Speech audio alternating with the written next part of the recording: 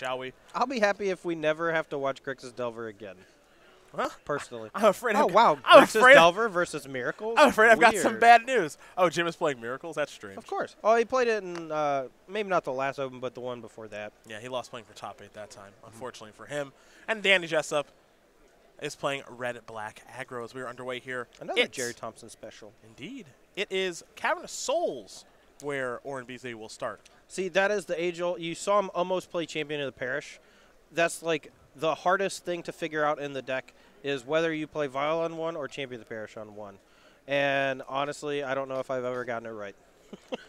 I think if you have Vial in your hand, you're supposed to lead with it. I'm pretty Probably. sure. It just gets worse over time. Yeah. And if you don't play it on turn 1, then you essentially mulliganed, right? Yeah. Vial Champion on of the 1 Parish now. on turn 2, you know, so right now we're actually going to get a pretty cool interaction if Oren knows the deck. I put air quotes. You couldn't see them. I don't know why I did them. So what Oren can do here is actually play Thaw's Lieutenant, put the Pump All Humans trigger on the stack, and then make both of his creatures into 2/2s. Okay. Looks like he's probably going to EOT, put in like another Champion of the Parish, maybe a Noble Hierarch so he can cast a 3-mana spell next turn. We're going to go over to Andrew Jessup now, who started things off with a Faithless Looting, discarding a Bedlam Reveler and a land off of his Blackleaf Cliffs. It's very clear what he's up against now. Only one deck in Modern does this sort of start. Oh. There's a Bloodstained Mire. I have played a Grixis Bedlam Reveler deck before, but it is not an established deck. Yes. For Oren, he's going to activate Vial. There it is. There's the mustache. That's what I've been living for. Detective Beasley? Dude, he actually has a whole Twitter account dedicated to his mustache. Yes. He has does a not. great stash. He does not run it. Yeah, I think Pat Cox runs it. I think that'd be a good guess. Beasley going to come in here with his Champion of the Parish. He'll activate his Vial. And I think we're going to see a Thalia's Lieutenant. 2 triggers, one for the Champion, one from the Lieutenant in the battlefield, means that this is going to turn to a 3/3 unless Mr. Jessup is going to kill it. Yeah, we actually saw this particular matchup at the most recent Modern Pro Tour. Jerry Thompson playing the Mardu Pyromancer deck up against humans. I forget who was playing the human deck. It's a known pro, obviously. I just can't recall the name. But it was like a really long, drawn-out, awesome match where Jerry's opponent actually used Phantasmal Image multiple times to copy Bedlam Reveler and just draw a bunch more humans. Yeah, that was a really good match. Awesome. Fatal Push with Revolt resolves. Fine. So there's that. Now here, oh boy, this is a beating. Whoo! This is a beating. Human not looking so good right now. This is a beating, folks. What's that? Turn 6 Ether Vial? Great. Calling out's command, killing Thalia's Lieutenant. And Wish Vial that was a beating. land to play your Mantis Rider. 2 Reflector Mages and a Mantis Rider in Oren Beasley's hand. Things are not going well for Oren B right now. Can someone get that man some white D6? He just keeps grabbing the wrong one. Jessup is going to tap 3 to Flashback Faithless Looting. You know, you've already scored that one on your bingo card, so we're not. Yeah, I've I've got my Flashback life done. You should just stamp it again.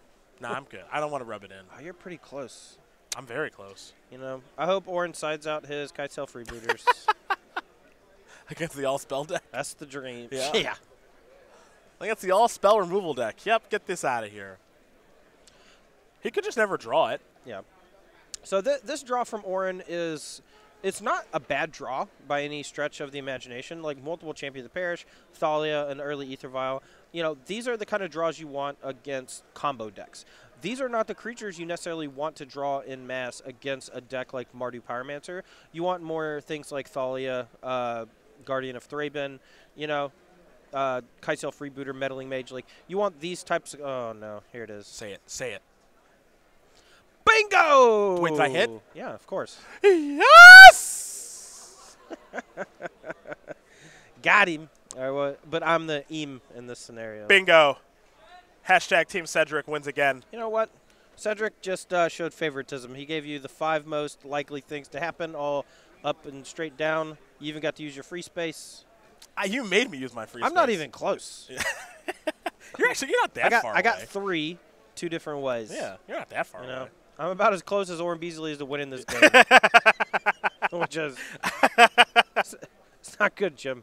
Sacred Foundry is going to enter the battlefield tapped here for Jessup on Orin's end step. Orin took Collective Brutality via the Kitesail Freebooter. The lone Sacred Foundry to actually cast Lingering Souls. Yeah, this deck, very, very small splash of white. Yeah.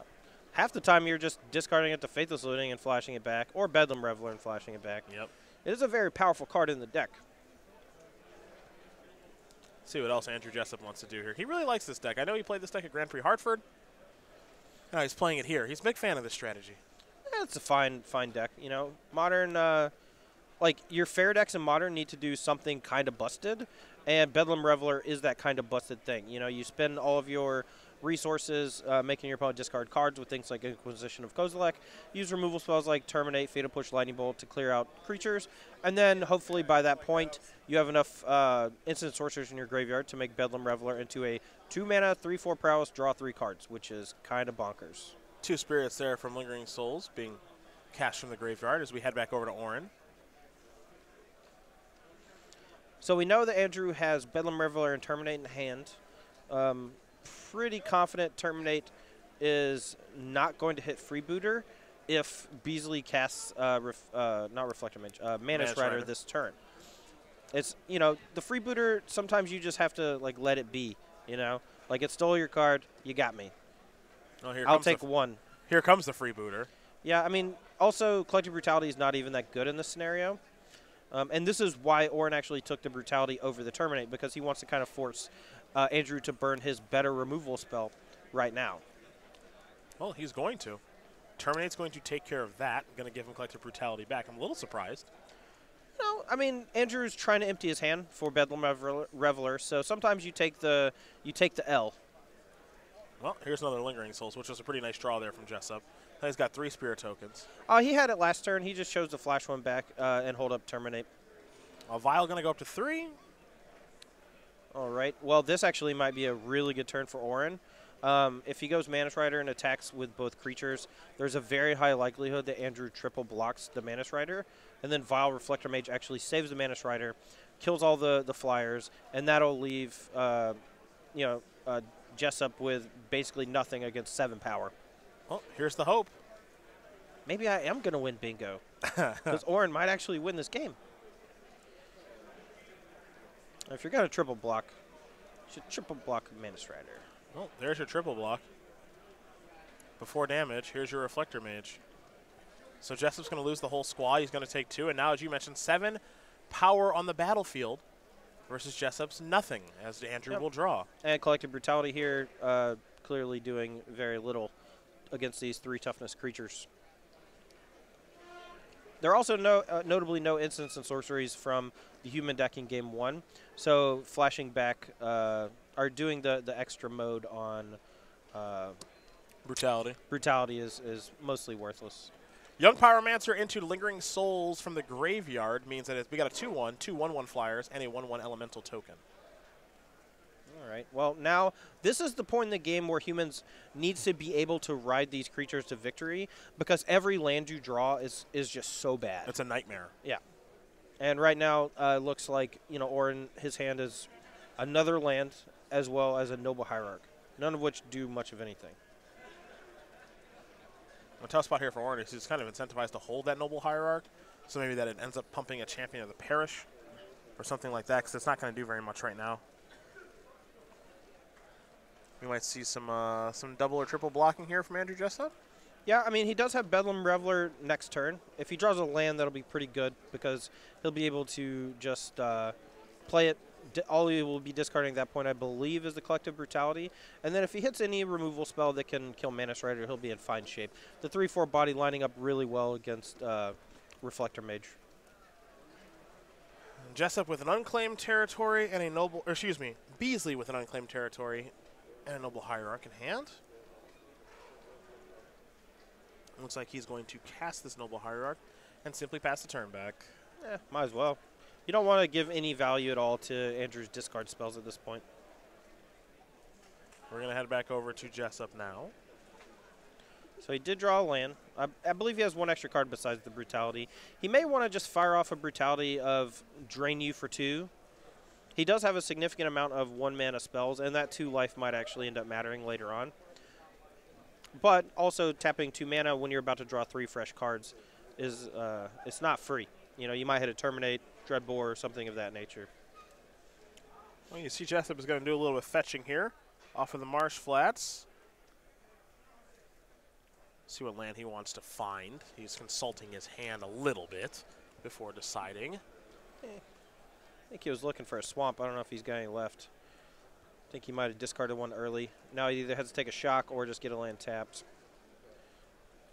Yeah, still consulting. All right, looks like it's going to be Blood Crypt untapped, so he's going to take 2. Yeah, so Brutality here, pitching the excess card, which I don't know what it is, to drain as well as kill Noble Hierarch is probably going to be on the docket. And then Bedlam Reveler for 2 mana almost assuredly. I haven't counted the graveyard. He's cast a lot of sorceries. He has had his fair share of them. And then he really needs to draw a 1 mana spell that he can cast to kill the Mana Strider. But he'd still be at 10, effectively 7 from the Mana Strider. Any additional Mana Striders, though, would be fairly problematic. Here's Collective Brutality. He's going to take care of the Noble Hierarch and make an elemental token from the Young Pyromancer. So there's that. And now here is Bedlam Reveler. He's going to have to discard his... I was wrong. He's only got 5. I guess he has been flashing back a lot of Faithless Lootings and... Lingering Souls. Lingering Souls, yeah. Okay. I guess he would know better than me. 3, 4, 5. Yep. Yep, okay. I was wrong.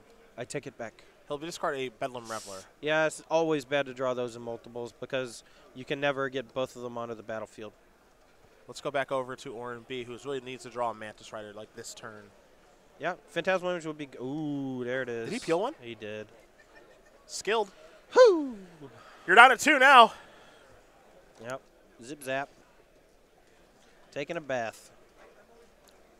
Jessup has a Terminate. Does he have another removal spell? That's the question. He needs 2. Well, he'll be packing them up pretty quick here if he don't.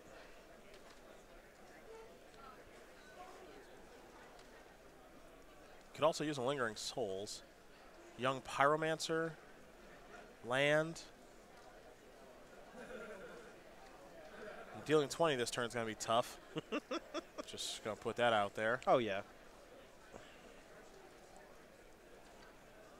Pass the turn back after attacking with the Bedlam Reveler. Well, either you got 2 removal spells or you don't.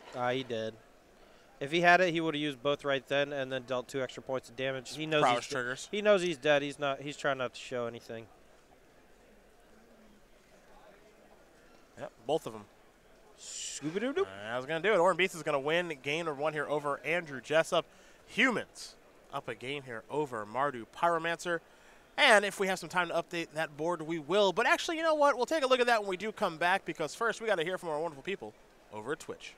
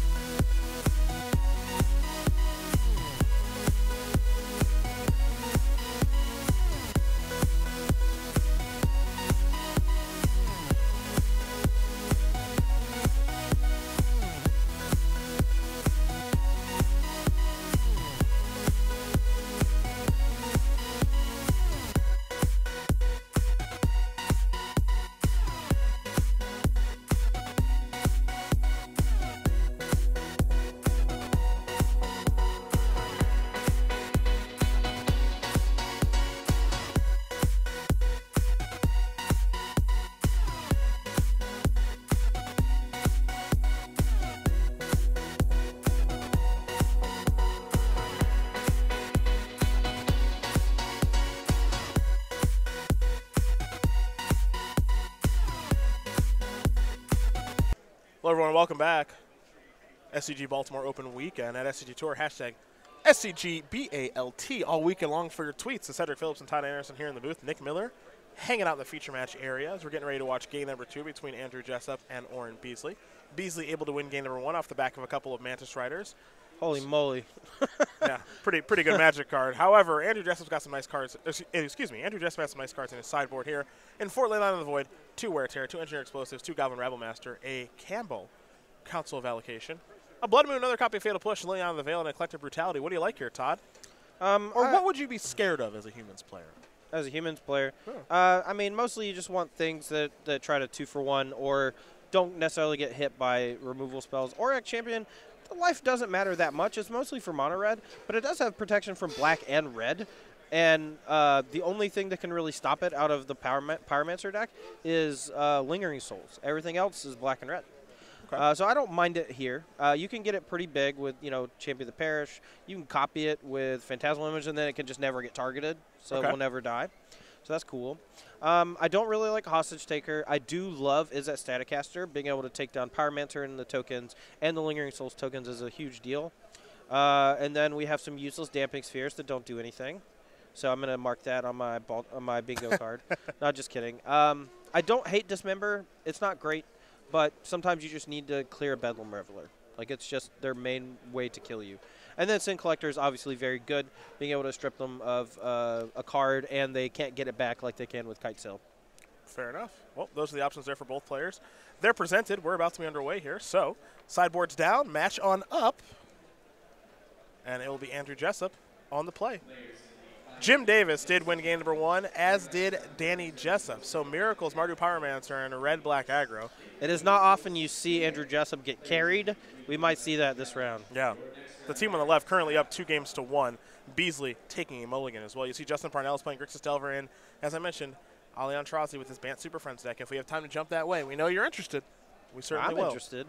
I hope Oren beats him real fast. I want to see that Bant Super Friends deck in action. Although I assume that we're not going to get a ton of Super Friends action against red-black aggro. It seems it's difficult. It's going to be you take control very quickly with Settle the Wreckage, or you lose. Yeah, only 2 copies of Settle the Wreckage, actually, in Ali's deck. He's tapping out a bunch. He's got a lot of Planeswalkers. Yeah. Dovinbon? Are you serious? He's got Ollie. He's got Come on. A Johnny Unyielding, 3 Teferi, 2 Oath of Teferi. Does he have any creatures? No. Haze of Pollen? Yeah, that's okay. That's what I'm being targeted by every weekend in the spring. Okay. That's a cool deck, Ollie. I really want to see that now. 3 Heart of Kirin. That's how he wins. Cool. 3 Nissa, Steward of Elements, 3 Getting of the Trials. That's how he wins. A Dovin Bond, 3 Karn. Yeah. That's a neat little deck. I mean, it's an Ollie deck. It's very much an Ollie deck. Oath of Teferi seems like gas. Yeah, this is very much an Ollie deck as we are underway here. He should have Wrath Capuchin, so all his stuff's instant speed. That'd be tight. You could instant speed Oath of Teferi because it's legendary, and then untap and play Planeswalker and go tick up, or tick up, tick down. That'd be cool. Okay. All right. Oath of Teferi, what, 5 mana? Yeah. Yeah, okay. Noble Hierarch here for Oren. I wish it was 4 mana. It also blinks something when it enters the battlefield, so. Might be too good at 4 mana. I'd blink itself, keep blinking it. A Marsh Flats here from Andrew Jessup. Noble Hierarch, notably one of the, any 1-drop from the Humans deck is going to be a solid start. Champion of the Parish, Noble Hierarch, Aether Vial. Whenever your draws don't feature one of those 3 cards, I would say that your odds of winning decrease significantly.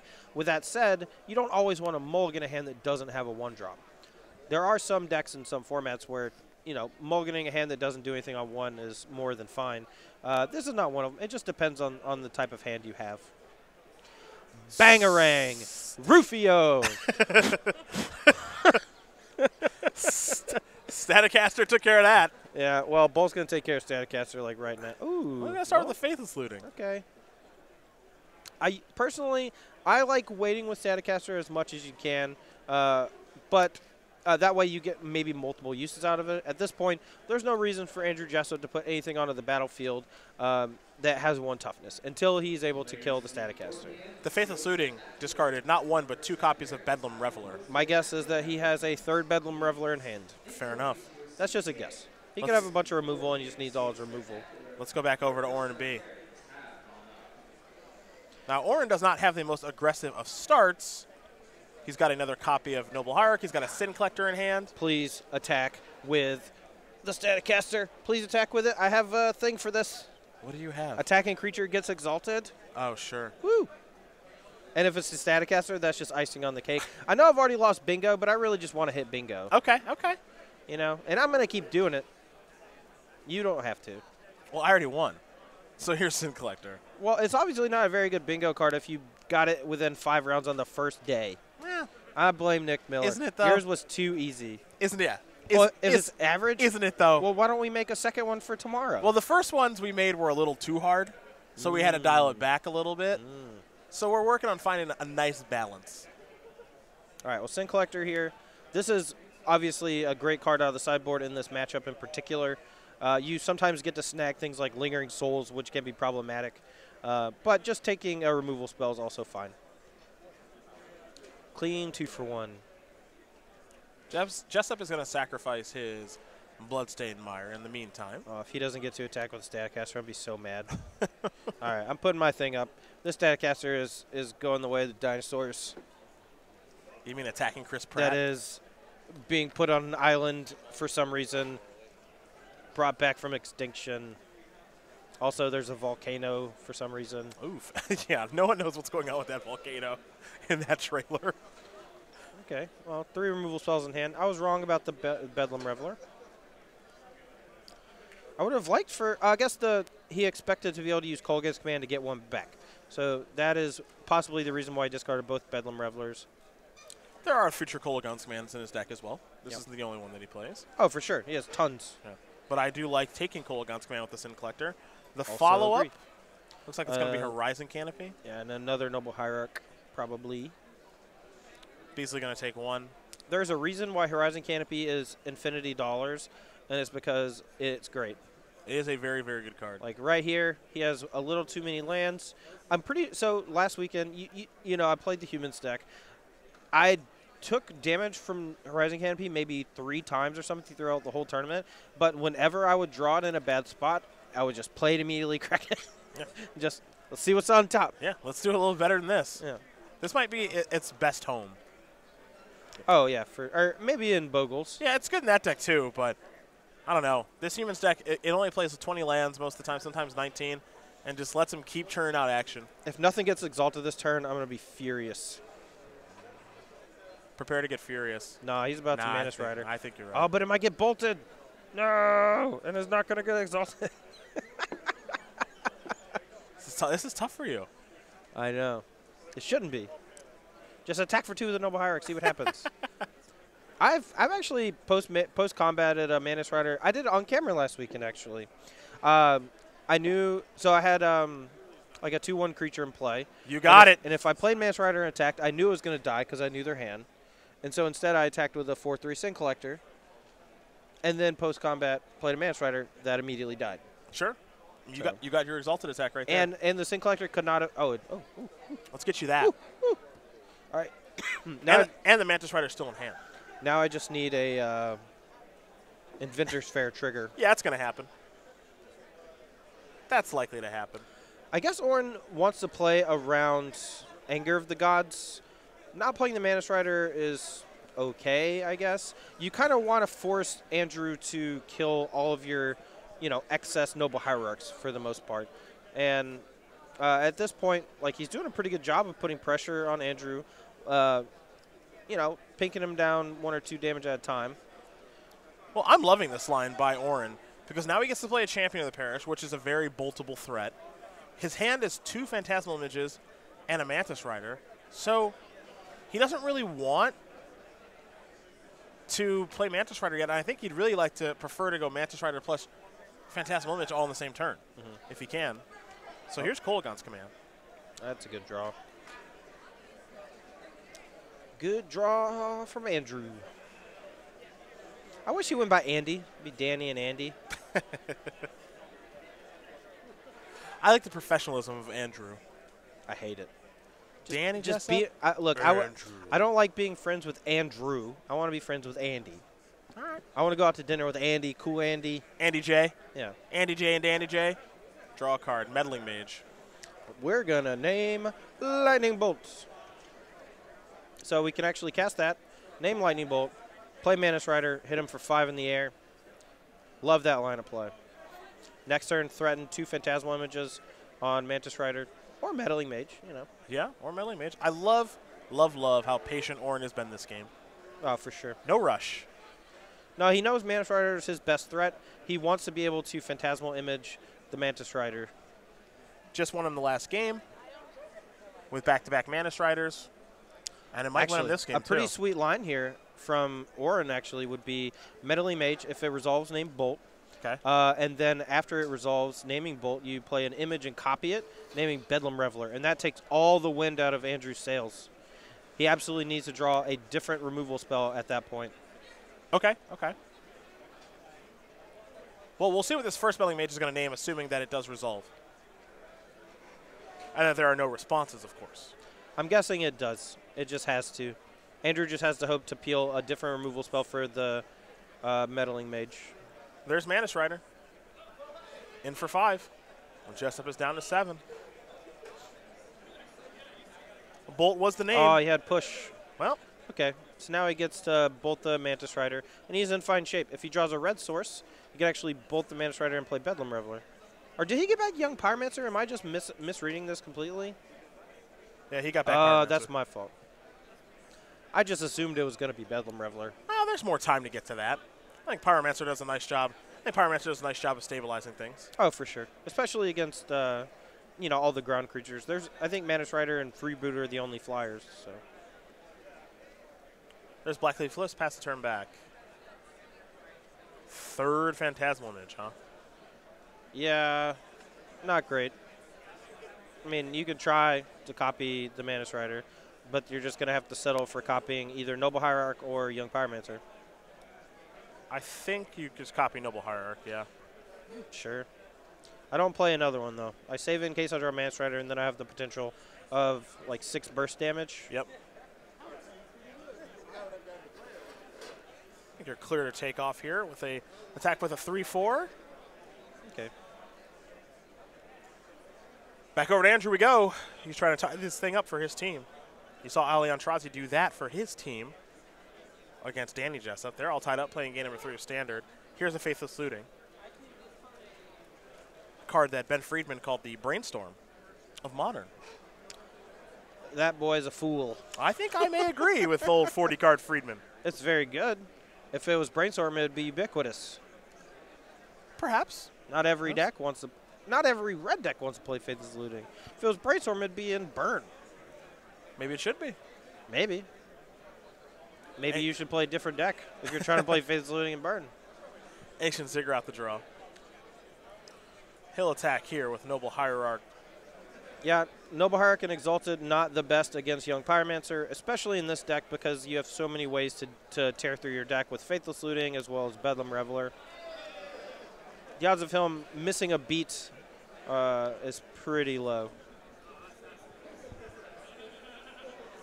Jessup really getting it going now with his deck. He's got Young Pyromancer. Just kind of holding down the fort. He's got Terminate in hand. I believe he also has a Collective Brutality. He'll probably just fire that off and kill one of the Noble Hierarchs.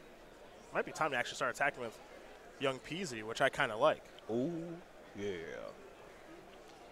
I can't get that deep. I was trying to do the Ferris Bueller. Ooh, yeah.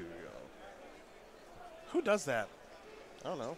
It's like a song, right? It is a song, yes. That's what I thought. Google it. It'll be the first thing I do.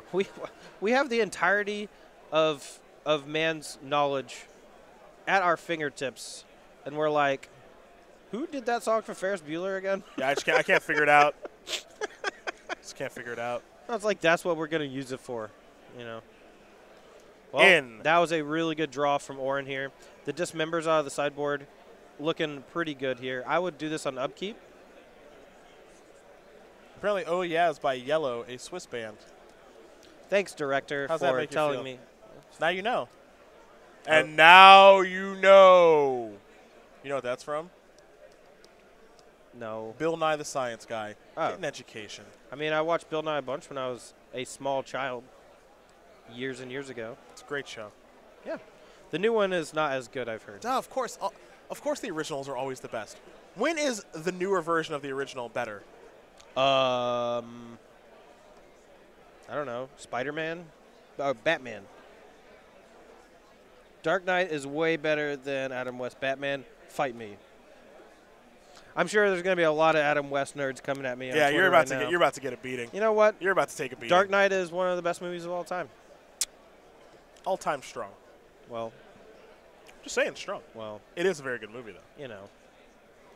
It's not better than like the Justice League. but you know. No offense to anyone involved with that movie, but try again.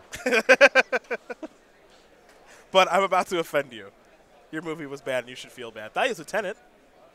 Yeah, I mean, Andrew here, he's run into the classic problem of having to answer every threat.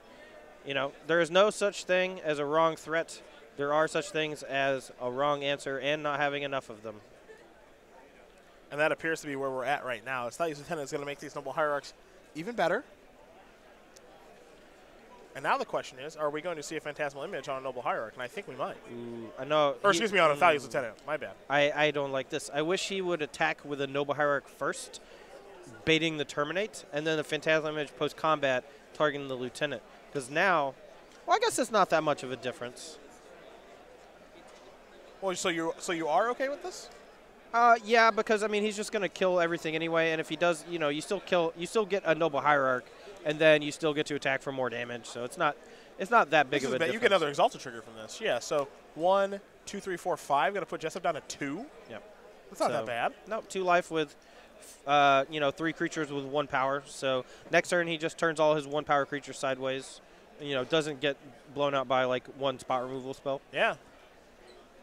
There's well, that's going to change some things. Yeah. Now we're just gonna, I guess, chip in for 5 again and not threaten to lose 2 of our Noble Hierarchs since they're only 1/2s. Horizon Canopy, the draw. There it is. Just put it in the graveyard. Yeah. You don't even have to do anything. Just put it in the graveyard. What are you doing? Draw a card. There it is. Yep. How you say a GG? Pretty good draw. Yep.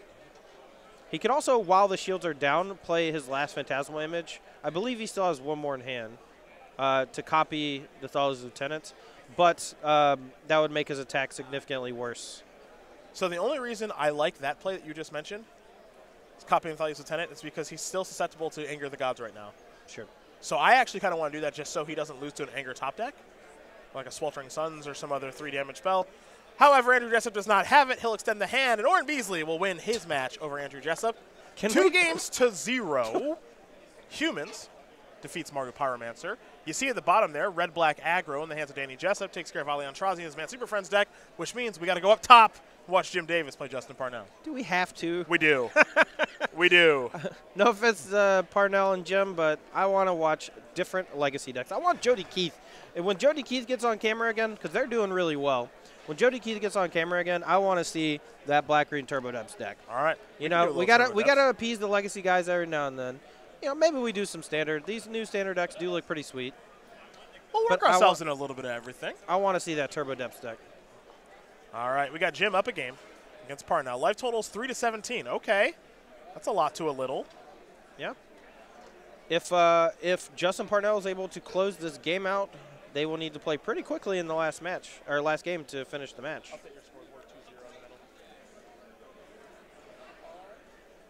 It looks like Jim has, he's stabilized, but 3 life is pretty hairy. A single lightning bolt changed things real quick.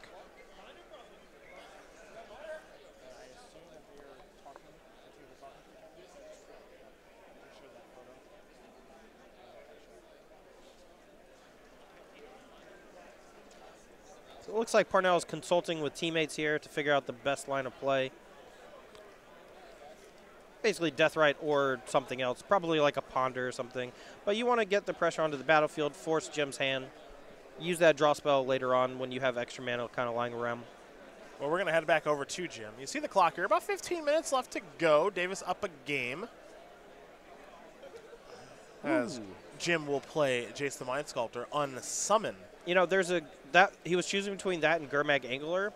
Normally I would say it's got to be Gurmag Angler, but he probably knows Jim's hand from like a Cabal Therapy, which I think I see in the graveyard, Mm-hmm. and did not want it to get bounced because it would be very difficult to cast again. He may also know about the Supreme Verdict that's in Jim's hand. Of course, we are just jumping into this particular game and match, so might be something that he's trying to play around. He's going to start things off with a Brainstorm. Never a bad place to start for Grixis Delver. 3 cards on the way. Delver is 1. Probe is 2.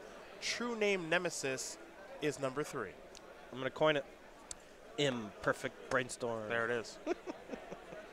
2 cards going to go back. Don't think Parnell has a land to play here. No, he does not. He does have a Probe which can kind of cycle out of the Brainstorm lock, so to speak. What he really wants to do is cast True Name Nemesis next turn, but he really needs to get the Supreme Verdict out of Jim's hand as quickly as possible. Unfortunately, he's still going to be facing down a Jace the Mind Sculptor, which is problematic. Here's Deathrite Shaman. Pass that turn back. Let's go back over to Jim Davis. He'll draw a card. Cheeky scoop up the graveyard with a Cabal Therapy in it, huh? Oh. Wow. Well, things just got bad. And he'll play Portent. Back to basics. Back to Has basics. resolved. That's a good one. I'm pretty sure Jim's going to win this game. It's going to be harder for Justin to win, especially because he's being targeted by Portent. Ha. Stack your top 3. Got him. I got to stop saying that. It's so fun, though. But it looks like Justin has no goodies coming. no. Goodies in this instance would be untapped lands. I actually forgot you could target your opponent with Portent, and you still draw a card. Yes. But you get to basically stack their top 3. Now he gets to bounce a Deathrite, so Justin's basically out of mana for the next 3 turns against an active Jace the Mind Sculptor. Yeah, he's in some serious trouble now, is Justin Parnell. So we head back over to Jim. I mean, to say it's an uphill battle is like saying climbing Mount Everest is an easy thing to do. It's not hard. I've watched that movie. It seemed pretty easy. What, Everest? Yeah. Who's in that one? Jake Gyllenhaal. Oh, is that who's the great always. Wait, is that the one where James Franco does the arm thing? What? No. No, it is not. Oh, okay. All right. That's 127 steps, I think it's called. 127 hours. That's what that one is. Does the arm thing? No. I don't know. That much is clear. That much is clear. Look, at least once a broadcast from here on out, I'm going to try to bring up 127 hours. Noted. Just, you know. Noted. Hey, did you see that new movie with James Franco? Is it the one where the arm thing? Jim is starting to take control here a little bit. He's got that active Jace, got the back to basics. Only 4 lands for DJ JD, but he's got an island. Yeah. He has Mentor now. I think he's just going to use Brainstorm on Jace, play Mentor, protect it at all costs. Now he's found a couple additional lands. Yeah. I mean, he knows that Parnell is locked for 2 more turns because he didn't play a land from his hand. Force of Will would have 100% countered back to basics, so I think he can assume that there is no Force of Will. And Mentor closes games very quickly. I know that well. That is one thing that is nice about Monastery Mentor. It is a good card, of course, but it is a game closer very quickly. Here's a Brainstorm. He'll make a Monk token. You see a lot of people say that you should, and I quote, never cast Brainstorm on your opponent's end step, on like turn 1. Sure. In this scenario, all you want to do is get Mentors as many tokens as possible and close the game. And since you already have an active Jace, the value of a Brainstorm goes down significantly. So burning that there to get a token, 100% correct. I'm a fan. With Brainstorm, obviously very powerful card, but there are no hard and fast rules about when to cast it. It's a very hard card to play correctly. Yeah, you must not talk to AJ Soccer very much. It's a hard card to play correctly. That's true. I'm pretty sure I cast Brainstorm on my opponent's EOT like 3 times a tournament on turn 1. Just need to smooth my draws out. Going to be using all my mana every turn. Comes up more than you think. You don't got to overthink it. Sometimes just cast your spell. Yeah. Flooded Strand. I feel like we're going to go Snapcaster Portent on Parnell just to keep him off the lands. Hit you for 5. Maybe snap a Brainstorm as well. We got a lot of pressure coming. The game is effectively over. This back to basics was brutal. Yeah, this was a very, very good back to basics. Jim's going to put a couple of cards back, find another copy of Monastery Mentor. Totally fine in multiples, of course. There's another mentor. You can plow a token to gain a token. Yep. Just gain some life, too. Make sure you don't lose to lightning bolt somehow. Yeah. I think Snap Porton on Parnell is going to close it. Yeah, I think that's a good line of play. Jim is just kind of making sure he doesn't lose. Also, his teammates are chiming in a little bit. Maybe breaking his disruption some, but at the same time, they do want to make sure that he finishes the match quickly. A couple of different cards here for Davis. He will just leave them there. Snapcaster Mage is the card that he will pick up. And now here's an attack for at least 3, but it looks like it'll probably be 6 or 7. It's just 5. Just 5? Okay. Yeah. We'll go to Parnell. Parnell will draw a Brainstorm. He will Cataxia and Probe you. Ow. And that is going to do it. Jim Davis is going to win this match here over Justin Parnell, 2-0. Miracles, Mario Parmancer, and Red Black.